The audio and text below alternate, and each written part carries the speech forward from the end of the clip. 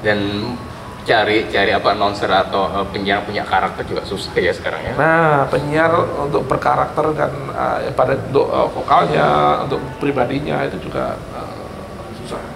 Apalagi kalau apa ya, mereka itu karena sekarang itu hanya melihat dibayar piro sih, ya, itu susah. Susah. Padahal berkarya itu ya itu tadi.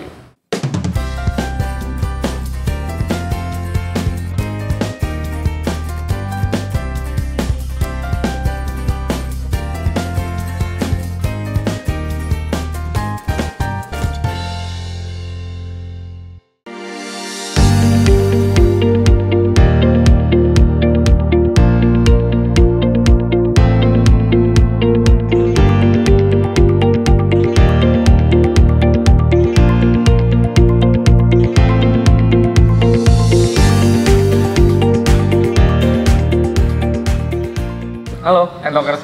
Ketemu lagi di episode terbaru dari Entok dan kita masih di Lalita Hotel Surabaya, Jalan Nginden nomor 82. Ini hotel keren banget, bintang 3 tapi ada poolside-nya. Ya benar ya? Betul, jadi 3+ ya? Betul, 3+. plus malah ya? Oh, plus. Ya kan, Iya, karena iya. lumayan gede. Betul. Ya kan, karena biasanya kan kalau bintang 3 kan hanya indoor aja, tapi ada outdoornya, Ya. ada cafe di luarnya, kemudian ada poolnya juga, dan poolnya juga cukup gede ya, Bu Novi ya. Betul. Nah, terus juga ada paket-paket keren yang mulai dari spa, terus ada gymnya juga, ada kids zone-nya juga. Biasanya bintang 3 kan nggak ada gym sama kids zone, ini ada. Oke, terus lokasinya di tempat yang strategis ya. Betul. Di Surabaya Selatan. Betul. Selatan dan timur ya ini ya. Selatan ya. Selatan dan timur dan Betul. Dan kalau mau kulineran juga banyak di sini. Ya. Ya. Dan kita kali ini kedatangan narasumber temen lama sih. Sangat lama. Jadi kita mau ngobrol aja ya dengan Mas Yuda, Operational Manager di Hard Rock FM Surabaya. Dan sudah berkarir berapa lama? Lumayan. Pas bentar Pak, 20 tahun. Baru 20 tahun lebih lah ya. itu kalau anak milenial nggak ada berkarir kok 20 tahun Nggak gitu ada. ya. Ya, 2 tahun, 3 tahun Iya. paling ciao. Kadang 6 bulan udah resign ya. Udah pindah. Oke, Yud, apa kabar Yud? Alhamdulillah baik. Sehat-sehat Mas, Jadi, ya. Udah lama nggak ketemu. Iya, mau ngobrol sama dia tuh kayak temen, jadi gimana gitu. Sehat ya Yud? Sehat. Oke, jadi kita mau ngomongin karir di dunia broadcasting sampai lebih dari 2 dekade itu seperti apa sih dan gimana sih, dan setahu kita dunia broadcast kan taunya hanya announcer aja atau penyiar Betul. saja kan, dan tahu suaranya. Tetapi sebenarnya kan di situ ada supporting ya Yud ya. Banyak banget yang support untuk di sisi penyiar itu. Betul. Memang kalau di dunia broadcasting top of mind-nya adalah penyiar. Betul. Setiap kali saya ketemu kerja di mana di radio, oh penyiar ya. Iya. Itu yang jadi top of mind-nya pasti penyiar. Padahal dalam bisnis radio hampir sama dengan semua company ya. Ada jajaran, ada marketing, ada promotion, Oke. ada accounting, ada musik director dan banyak hal yang ada di belakangnya itu. Gitu. Oke. Jadi sebenarnya radio itu nggak sesempit yang dibayangkan orang hanya penyiar gitu ya. Karena penyiar itu lebih tepatnya sebagai eksekutor apa yang harus dijalankan di balik ramuan-ramuan yang ada di balik layar. Di balik layar itu ya. Ya, kalau secara garis besar radio itu apa ya? Ada departemennya, satu marketing pasti ada. Oke. Dia tujuannya adalah jualan nih. Iya. Karena bisnis radio mau nggak mau harus Cari ada duit income. lah. Yes. Dulu cari sponsor, Cari jual program. sponsor, cari jual program ataupun jual event. Iya. Apalagi kalau di digital kita sekarang jualan online, banyak hal yang harus kita lakukan itu. Yang kedua ada departemen advertising and promotion. Itu fungsinya adalah ya selain jualan on air, kita jualan off air. Di bawahnya ada apa departemen off airnya sebagai side income untuk radio gitu. Off ya. air itu apa aja sih? Yang kalau orang tahu kan on air kan? On air. On airnya ini yang kadang nggak tahu gitu, atau seringkali nggak tahu. Off air atau beli-belian atau event kebanyakan. Jadi bikin event juga ya berarti? Ya, kita bikin event dari mulai apakah signature kita biasanya menjualnya secara signature itu kita punya beberapa signature event kita tawarkan ke klien. Misalnya? Misalnya Ghost to Campus itu banyak hal yang kita bisa bikin. Apakah kita bikin workshop tentang public speaking, kita bikin tentang digital content dan sebagainya itu. Atau mungkin kita bikin hore-hore, kita punya quiz dan sebagainya. Yang kedua, kita punya signature goes to office, karena kita mau menyerang marketnya office. Kita punya juga signature hangout place atau ke lounge, itu lebih ke tempatnya ke place-place yang lagi hits di Surabaya. Happening. Saya disusupi dengan produk-produk itu. Oke, jadi macam-macam ternyata. Itu untuk advertising sendiri. Selain untuk klien, advertising juga memantau brandnya Hard Rock nih. Jadi nggak lucu kalau dia memikirkan brandnya klien, tapi brandnya kita nggak dipikir. Makanya selain eksternal, kita internal untuk ANP juga dia memikirkan Hard Rock ini gimana nih persepsinya, positif, negatif. Kalau positif pun kayak apa gitu ya. Itu pakai apa mas caranya? Kita punya departemen riset. Di kita juga di Hard Rock itu ada ya? Ada. Kayak justru salah kan, gitu ya? Ternyata di dunia broadcast juga ada departemen research kan gitu loh, yang orang nggak tahu. Nah itu jadi kita tahu, oh ini udah persepsinya lagi salah nih, dipersepsikan misalkan Hard Rock FM di Surabaya awalnya dulu pasti identik dengan Hard Rock Cafe nih. Kita harus menggeser dikit-dikit ke arah bahwa Hard Rock selain Hard Rock Cafe ada Hard Rock Radio nih di Surabaya. Itu sih, terus ada departemen riset sendiri, riset and development. Justru saya mulai dari sana. Waktu kenal Mas Nurdin itu saya dari riset and development. Dari R&D dulu ya. R&D tugasnya adalah satu untuk program kita membuat rating, seberapa pendengar suka dengan program itu, kelebihannya apa, kekurangannya apa. Berikutnya untuk promotion itu tadi mengukur persepsi, mengukur image itu. Terus untuk marketing, nah untuk marketing kita juga punya mengukur klien, mereka puas nggak pasang di kita, satu. Yang kedua, kalau radio itu kan kebanyakan non tangible, nggak bisa terukur. Nah kita mengukurnya itu. Jadi ada produk A, mainnya di radio adalah ini, dapatnya apa sih? Dapatnya ini loh. Sekian pendengar tahu dengan produkmu, kalau aware mereka interest, seberapa interest dengan produkmu. Nah, kalau masalah beli, sekian akan enggak, itu kan kita bisa menghitung secara probabilitasnya, itu riset and development. Selain itu kita juga mendevelop. Berarti membantu klien juga ya untuk itu, yang mereka mendapatkan market seperti apa sih di produk dia atau di jasanya dia kan seperti itu ya. Iya, itu salah satu tugas eksternalnya. Untuk internalnya ya kita ngitung rating programnya, kelebihan kekurangannya. Berikutnya juga mendevelop apa yang lagi tren nih, misalkan tentang entrepreneur ya, kita mencoba kasih masukan ke manajemen. Entrepreneur nih kayaknya lagi naik daun dan sebagainya. Kita bahas tentang itu, kita bikin programnya, kalau perlu kita bikin off airnya, kita tarik ke sana. Bener gitu ya. Seperti itu untuk R&D. Luar biasa, macam-macam. Itu tadi yang masih kaitannya dengan brand. Kalau yang untuk ini ya teknisnya supaya kemudian ketika jadi misalnya penyiar tuh yang support siapa aja sih. Kalau masalah konten pasti orang udah tahu lah kan. Terus masalah marketing tadi kemudian dijelaskan dengan off air programnya. Nah kan ada yang supporting dari penyiarnya, kan nggak ujuk-ujuk penyiar datang langsung siaran. Ya kan setahu kita penyiar datang ya udah dia udah disiapin apa-apa, apalagi kalau pakai program itu kan sudah jam-jamnya sudah sangat teratur gitu. Kalau itu departemen program ya, secara strukturalnya ada program director, itu adalah yang memimpin departemen itu. Ngapain tuh tugasnya? Tugasnya lebih ke strategik dari program sih, mau kemana program itu. Jadi bukan taktikal. Di bawahnya itu ada kreatif asisten atau produser, itu lebih taktikal, bukan strategik. Terus didampingi oleh musik director. Itu lebih yang ngatur musiknya, mana yang mau dimainkan jam ini. Di acara di program itu cocoknya musik apa, lagu apa, yang lagi hype apa. Betul. Itu sih itu yang tugas seorang musik director. Kalau kreatif asisten itu menyiapkan materi penyiar. Misalkan kita punya program pagi ya, dia akan nyiapin pagi itu apa aja. Misalnya GMHR, Good Morning Hard Rockers. Ya, GMHR itu kan ada materinya nih, kita mau ngambil topik apa, kita bikin kuisnya apa, engagementnya kayak apa. Kalau jam sekarang online-nya kayak apa nih nanti diterjemahkannya. Ada online-nya juga ya? Ya, kalau sekarang radio pasti mau nggak mau sih, harus merangkul online juga ya. Walaupun kita radio tetap sebagai main bisnisnya, tapi untuk supporting bisnisnya ya kita harus merambah di digital juga gitu. Oke, itu bikin programnya itu tadi kayak asisten kreatif tadi itu apa mingguan atau apa ya?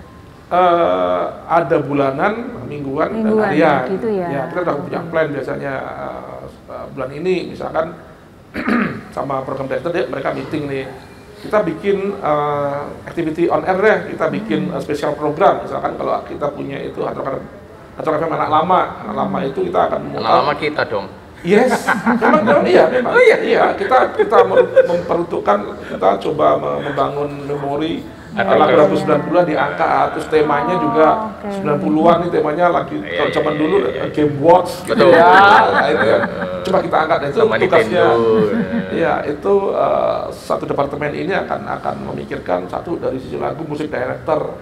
Lagunya apa nih? 90-an dipilih ini apa yang lagi yang dulu hits. Terus kedua dari sisi materinya produser atau kreatif asisten itu ya mencari nih, oh topiknya ini deh lucu nih, ini deh. Tapi dikemas secara anak kekinian gitu ya? Anak kekinian Pak. Gitu. Oke. Iya, seru. Nah, Mas, ini kan dengan sekarang kondisi yang saat sekarang gitu, peralihan pergeseran dunia broadcastnya itu gimana Bu? Bisa diceritakan supaya sekarang itu mungkin anak sekarang masih adakah radio gitu kan? Betul. Iya. Kalau dulu nyaris semua media ya dulu ya di bawah 90-an itu kalau kita ngomong secara marketing adalah stylenya adalah vertikal nih, media vertikal semua, baik TV, radio, artinya bahwa kita punya materi itu lo dengerin deh, pendengar, viewer, pembaca nggak punya alternatif, yes, makanya kita sebut dengan vertikal. Dengan adanya digital kita horizontal nih, semua ada pilihan dan ya mau nggak mau media harus masuk ke ranah digital. Bukan berarti kita mau mengubah radio menjadi sebuah digital, tapi tetap radio, tetap main bisnisnya tetap radio, digital dijadikan sarana untuk boosting dari radio itu. Karena mau nggak mau ya harus berkorban ke sana. Dari riset juga sebenarnya kalau dulu di tahun 2005 ke bawah gitu ya, berdasarkan riset itu memang pendengar itu mayoritas dulu 90% di rumah nih. Kalau 2005 ke atas mulai bergeser habitnya orang menggunakan mobil. Nah, sampai dengan hari ini mayoritas di mobil. Artinya bahwa ya kami optimis orang radio bahwa selama ada jalan macet, radio itu nggak akan punah. Gitu. Walaupun ada Spotify dan sebagainya. Nah itu. Bercerita seperti itu ya dari analisa market bahwa dulu itu ada radio yang tanpa penyiar tahun ya 2000. Cuman musik-musik doang gitu. Hanya musik-musik doang. Malam hari itu lama ya? Pagi sampai malam ada ya, radio-radio yang sampai ini juga ada, cuman sekarang sudah berevolusi juga bahwa ternyata faktor penyiar itu sangat penting. Jadi kalau radio itu sebenarnya ada 3 poin yang harus diramu. Satu pasti yang penyiar. Penyiar itu menyampaikan materi. Yang kedua adalah konsep programnya kayak apa, dan ketiga adalah musik. Kalau kita hanya musik aja, ya kita di mobil nih dengerin musik, ya let's say kita sebut pakai media A gitu ya, pasti kan bosan. Soalnya kalau apalagi kalau kita nyetir sendirian gitu ya, pasti bosan, butuh temen ngobrol sebagainya. Biasanya kita dengarkan radio. Fungsi penyiar arah sana sih, secara emotional bonding itu tetap saya itu tetap ada. Tapi kan di era sekarang dituntut untuk dunia radio karena sekarang digital juga semakin luar biasa. Berarti punya spesifikasi khusus ya, Yud ya? Kalau khusus sih enggak sih. Kalau ini Hard Rock ya, kalau Hard Rock itu sebenarnya kita bergerak kalau dalam vertikal pasti on air, kita jual spot, adlib, talk show gitu doang. Perkembangan bisnis dengan sekarang ini ada 2.0 waktu itu berkembangnya itu off air, karena marketnya juga cukup gede banget gitu ya, karena sebagai side in, kalau dibilang side in kan ya juga malah hampir main income saat itu. Main income saat itu. Terus 3.0 adalah digital, kita online pasti juga ada. Secara bisnis ya, artinya kita pun juga beberapa kali punya project online, hanya online doang gitu ya, untuk time-time yang ada gitu. Nah, kalau secara idealnya ya kita akan meramu 3 hal ini, apakah dibundling off air, pasti akan bundlingannya dengan on air dan online media online kita gitu. Itu sebagai benefit untuk klien. Kalau dulu kan mungkin krunya cukup banyak yang ngelihat tadi Ya. kebutuhannya. Saat sekarang itu apakah masih sebanyak dulu atau gimana? Apakah ada juga mungkin sudah beberapa bagian itu sudah nggak perlu lagi orang karena sudah tergantikan dengan teknologi gitu? Betul. Memang Lebih efisien atau gimana kan sekarang itu? kalau dulu ya ini Hard Rock aja strukturnya gemuk banget nih. Dulu. Ya, dari satu departemennya banyak orang nih. Let's say gini, sebenarnya departemen saya Research and Development, Iya. ada R&D Manager, ada R&D Eksekutif, ada staff gitu ya. Iya. Tapi dengan adanya ya pandemi, salah satu kalau dibilang positifnya adalah ya Pencetusnya ya. pencetusnya itu memaksa kita untuk Lebih ramping ya. lebih ramping. Secara bisnis juga ngejarnya juga nggak banyak-banyak amat gitu Nggak ya. ngoyo. Nggak ngoyo, kalau dulu kan ngejarnya gila gitu, Iya. karena kita harus memenuhi gaji Dan yang operasional Iya. cost-nya udah berat. operasional cost-nya betul. Itu yang mungkin ya hikmah positifnya dari sana sih. Itu. Tapi bukan berarti beberapa hal yang nggak bisa dihilangkan. Tetap secara strukturalnya program punya PD, program punya kreatif asisten, terus departemen advertising untuk event gitu, sama online gitu. Atau dituntut sekarang itu lebih multitasking atau seperti apa ya? Lebih multi multi sebenarnya. ya? Kalau secara Ya. company karena pandemi kemarin jujur banyak layoff ya. Iya. Itu ya sekarang kita harus multitasking. Harus multi. Dan akhirnya jadi biasa kan? Iya. Jadi biasa. Gitu. Dulu awalnya mungkin berat, aduh kok ngerjain ini ya, Kayaknya ngerjain berat ini aja dirangkep muntah ya. sih. Sekarang muntahnya udah biasa jadi biasa. Ya karena pandemi sih semua. Pandemi ada beberapa positif untuk radio sih sebenarnya. Kalau dulu talk show itu harus datang ke studio, Sekarang nggak harus. sekarang nggak harus. Iya. Ada beberapa klien kita dari Dengan let's say, Zoom bisa ya? Ya, dari Hotel Jakarta dia harus terbang ke Surabaya gitu ya. Sekarang pakai Zoom aja bisa. Iya, iya, iya. Pakai Zoom Dulu udah lazim jadi lazim ya. Nah, itu yang bisa kita malah bisa dari Zoom kita record, nanti videonya kita tayangkan di Typing-nya bisa ya? Iya, iya. Bisa banget, itu salah satu positif pandemi sih. Iya. Iya. Kalau sekarang dari pengamatan antusiasme teman-teman muda terhadap radio, bisnis radio ya, jadi Terutama di maksudnya Hard Rock ya. Hard Rock segmennya usia berapa anak sampai berapa muda. sih? Kalau Hard Rock itu segmennya dari usia 20-30, kalau AB Plus size-nya, kalau profilnya adalah mereka mahasiswa akhir dan mereka yang pekerja manajer Awal ya. awal gitu. Nah itu sekarang masih banyak apa antusiasme untuk karyawan ya, kalau misalnya mau apply ke sana, ke dunia broadcasting. Masih banyak, Masih banyak ya? Justru teman-teman kita itu dengan salah satu kondisi setelah pandemi itu kita dibantu banyak justru dari kampus.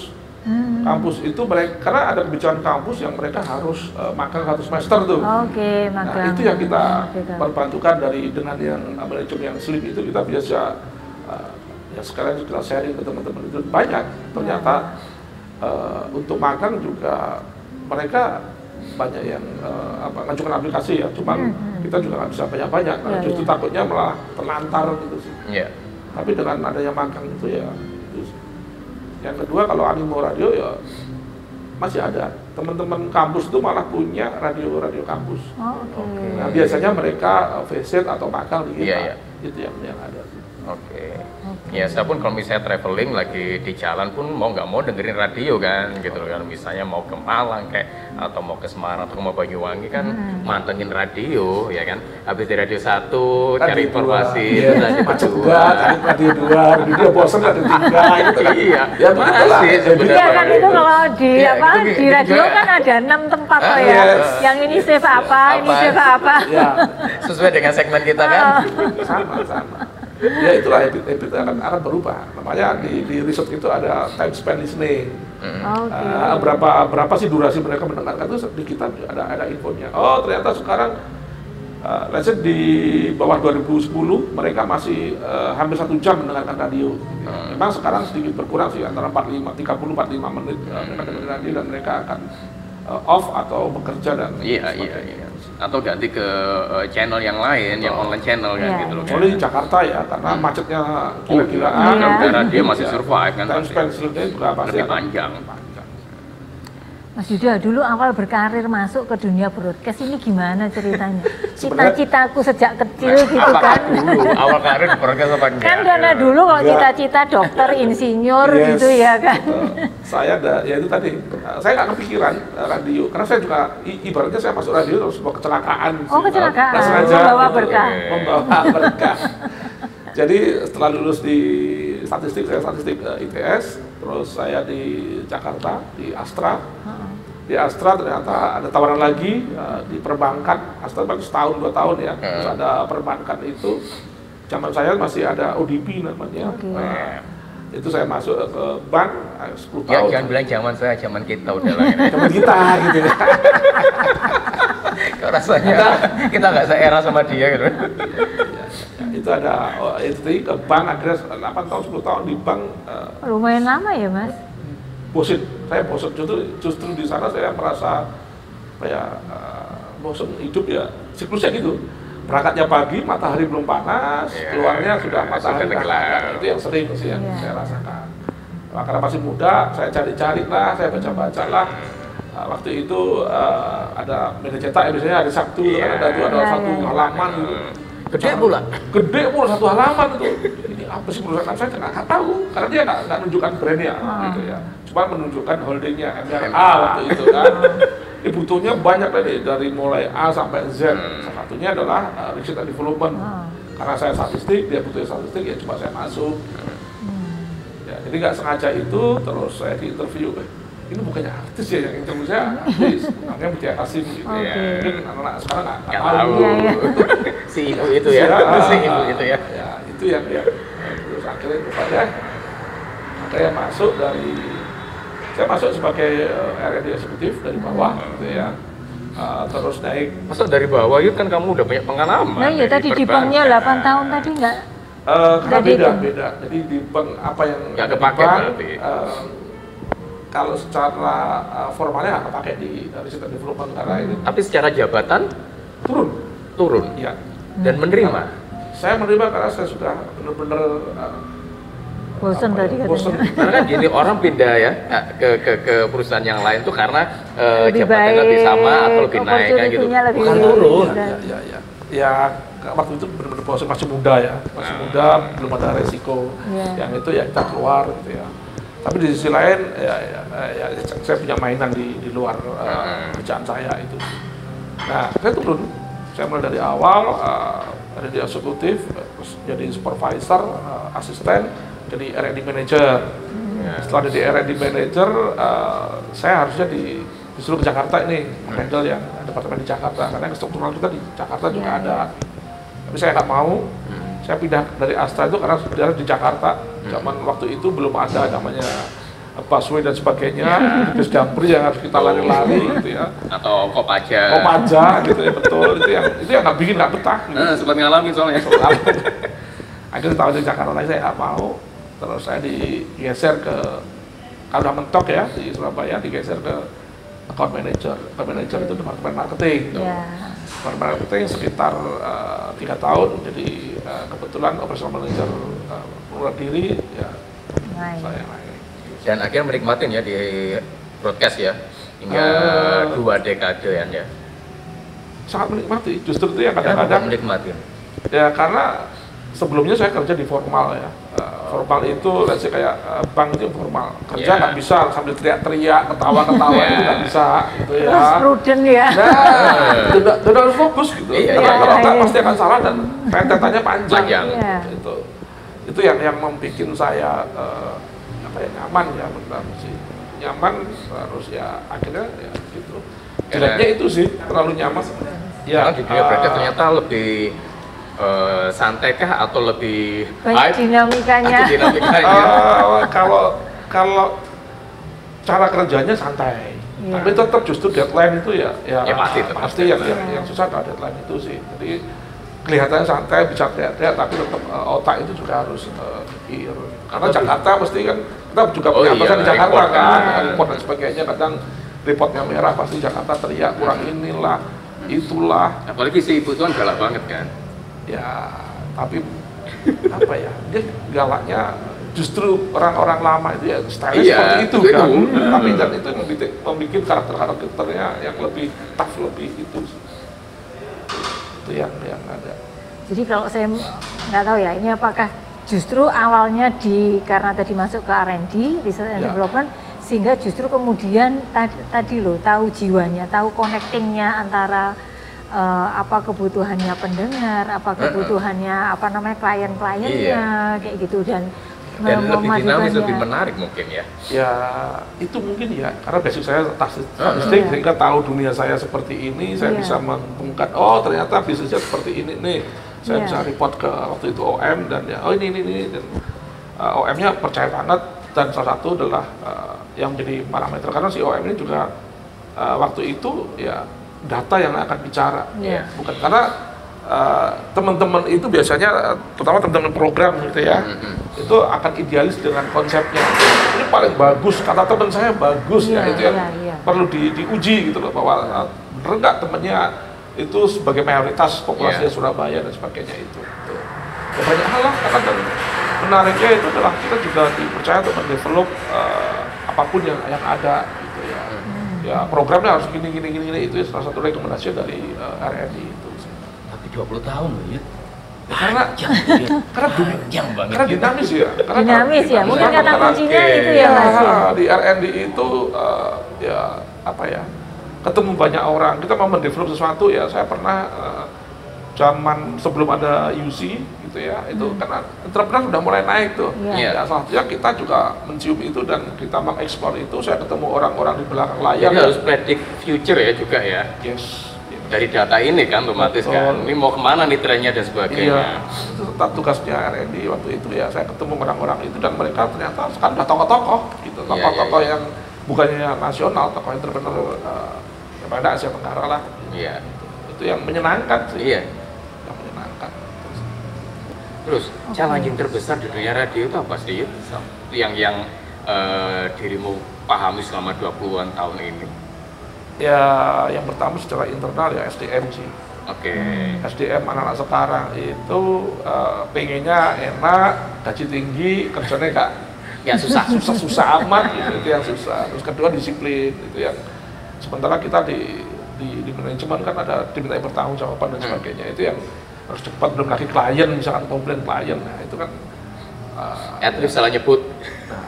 itu yang banyak kasus lah gitu ya. Itu yang tantangan-tantangan yang ada sih, terutama untuk generasi sekarang ini ya susah lah gitu.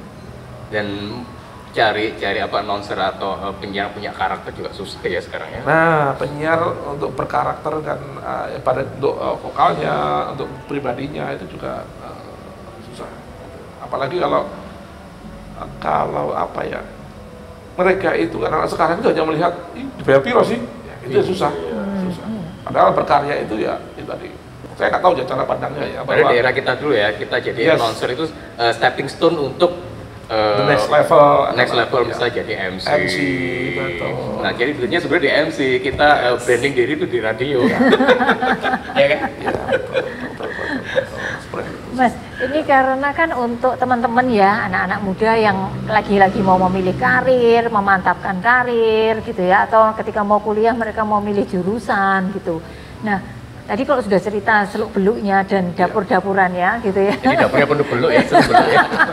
Dan cerita dapur-dapurannya, kalau misalnya begini, kalau mau berkarir sukses kayak Mas ini di atas, sudah posisi di atas, itu mestinya baiknya dari mana sih? Atau peluang-peluang possibility-nya itu seperti apa kalau di sana? Supaya ini teman-teman juga ngelihat, oh besar harapan Dan nih attitude gitu. yang dibawa seperti apa?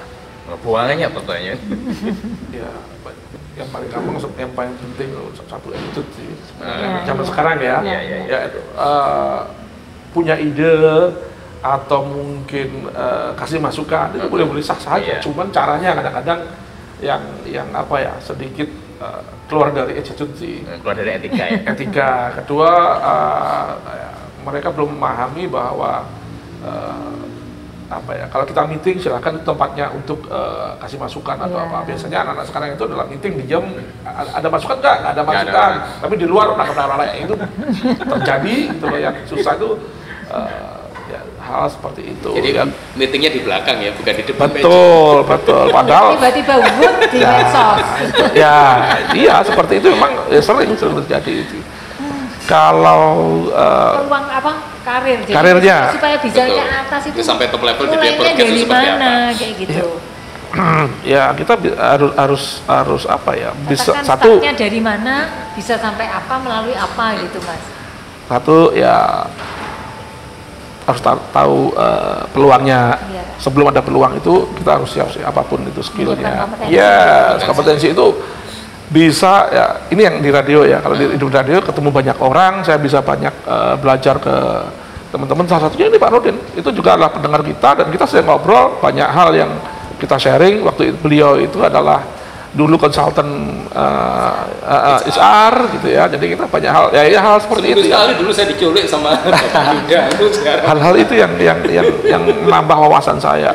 Kalau secara di Surabaya kalau kita mau belajar marketing ada tuh forumnya, ya kan, ada banyak hal yang kita harusnya ya belajar hard skill ataupun soft skill, karena suatu saat ya tadi opportunity itu akan klik kalau kita sudah siap. Percuma kalau misalkan ada opportunity kalau kita belum siap kita juga Jadi susah gitu. di internal opportunity itu ada, kita sudah siap ya. Betul. Bisa ada lowongan di internal untuk jabatan ini kita siap karena sudah kita punya hard skill sama soft skill. Ya. Dan soft skill seperti tadi Yuda bilang kan diasah dari networking, belajar dari banyak Betul, orang kan, betul. ikut ini kan gitu loh. Jadi circle-nya itu yang dicari yang tepat ya. Atau circle juga pengaruh sih. Nah sekarang kadang-kadang anak-anak sekarang ini kalau saya lihat ya terlalu hitung-hitungan gitu ya. Maksudnya Karena dulu mau mengerjakan ini, wah kan dibayar kok, ya udah deh. karena dulu Ya, itu yang karena dulu HP kita nggak ada kalkulator, sekarang ada kalkulator. itu yang susah.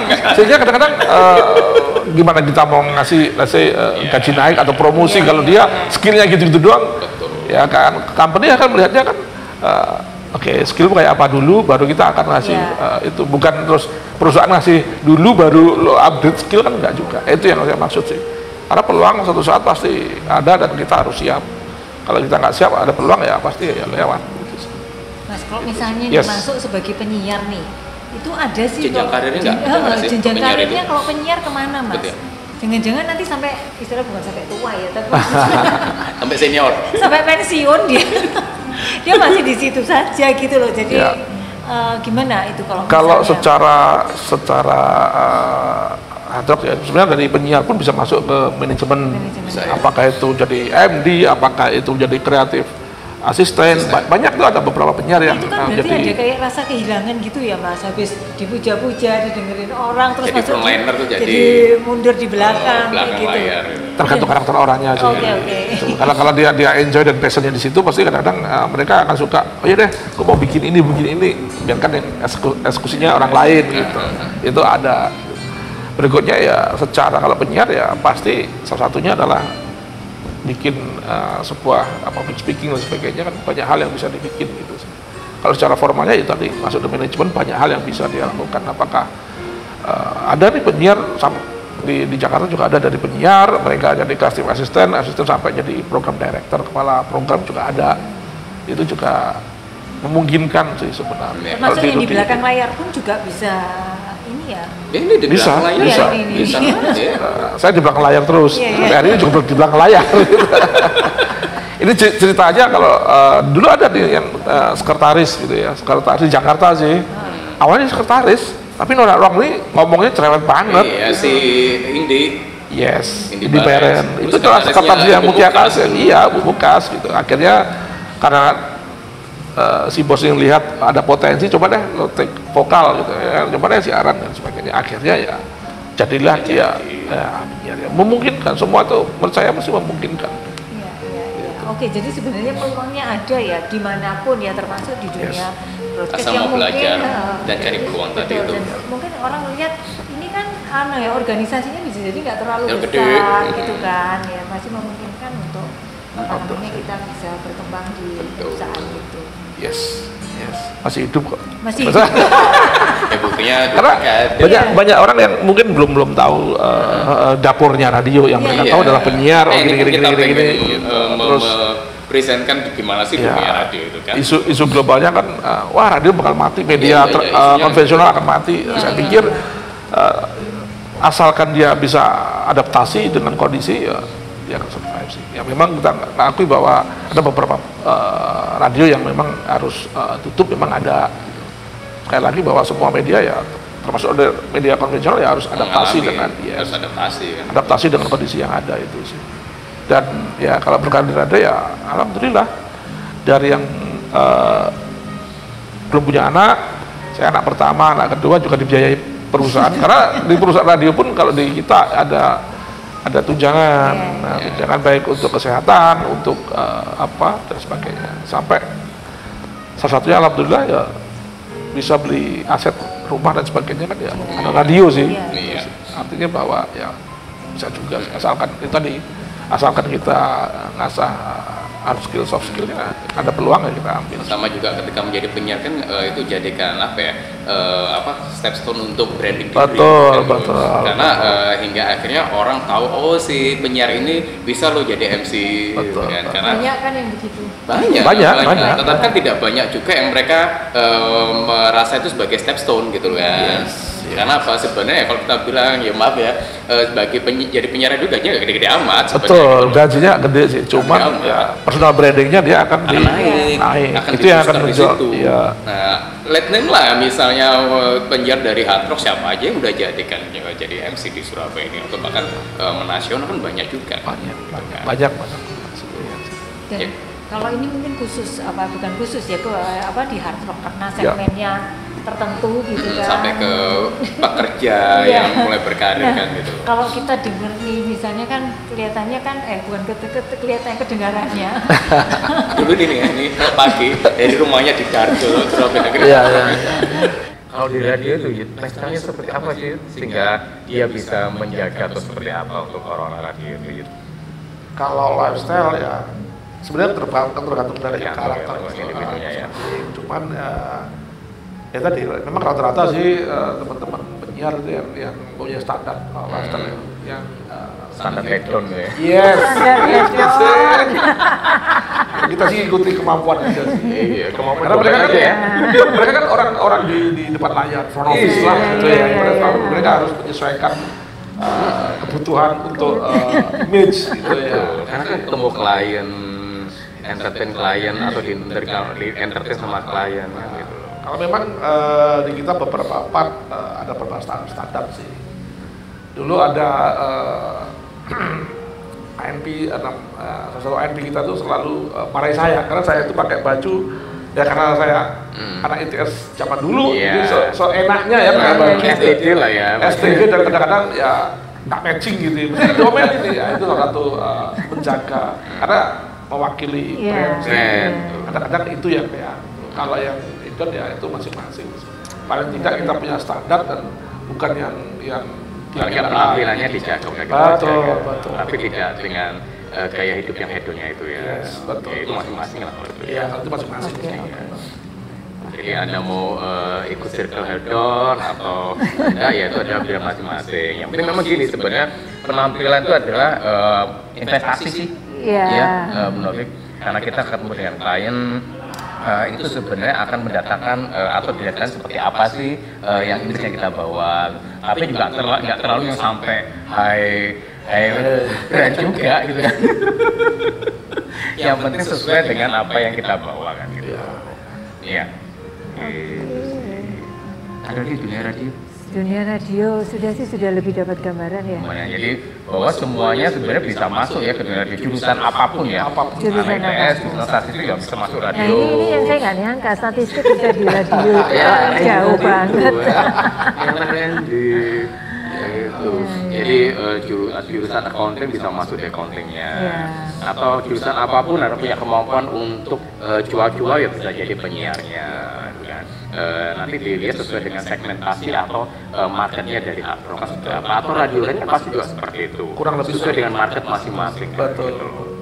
Style dari job-jobnya akan sesuai dengan segmen masing-masing dari radio itu, ya enggak. Tapi yang pasti dunia radio atau broadcast banyak apa ya jurusan yang bisa ditampung di sana.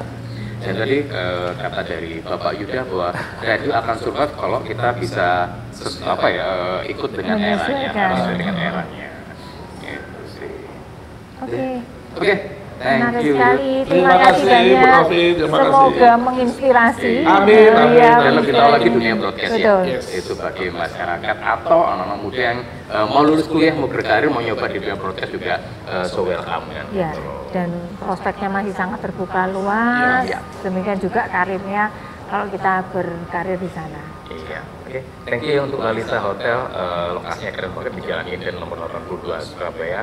Area dekat dengan kampus, kemudian dari Plaza Marina juga dekat cuma 5 menit doang ya. Iya. Nah, kemudian kalau ke bandara juga mungkin setengah jam kali ya. Iya, nggak sampai mungkin. Nggak sampai ya, Udah di kalau area lancar. selatan ya. Nah, terus juga sebenarnya juga mau pusat kota juga nggak terlalu jauh, Iya. karena ini memang area perbatasan Surabaya Selatan, Jawa Timur dan ke kota juga nggak terlalu jauh. Iya. Jadi terus juga Anda mau kongko-kongko di sini saja, ada kafe outdoornya juga bisa. Outdoornya di dekat pool, jadi Iya. tidak di depan jalan raya kan gitu. Itu juga bisa lakukan di situ. Anda mau paket meeting ada di sini. Meeting Arisan package, arisan, engagement, wedding, Wedding, ada semua. ada di sini dan kemudian ada 4 tipe kamar ya kalau nggak salah di sini. Nah itu Iya. juga bisa Anda pilih situ dan kemudian nggak tahu apakah ada paket promo, ada juga bisa cari Lalisa Hotel. Saya kira di mana aplikasi-aplikasi untuk hotel dan travel itu pasti ada lah itu pilihan dari Lalisa Hotel. Ya. Oke. Jadi lagi thank you ya. Terima kasih. Sehat terus. Terima kasih. Amin. Untuk Atrof dan untuk Bapak Yudanya. Oke, Entok, jadi itu episode kali ini dan jangan lupa Untuk like, komen, dan subscribe kalau belum subscribe, kemudian share informasi-informasi ini kepada teman-temannya supaya yang lain juga mendapatkan manfaat yang sama besarnya dengan teman-teman semuanya. itu ya. Sampai Oke. jumpa lagi.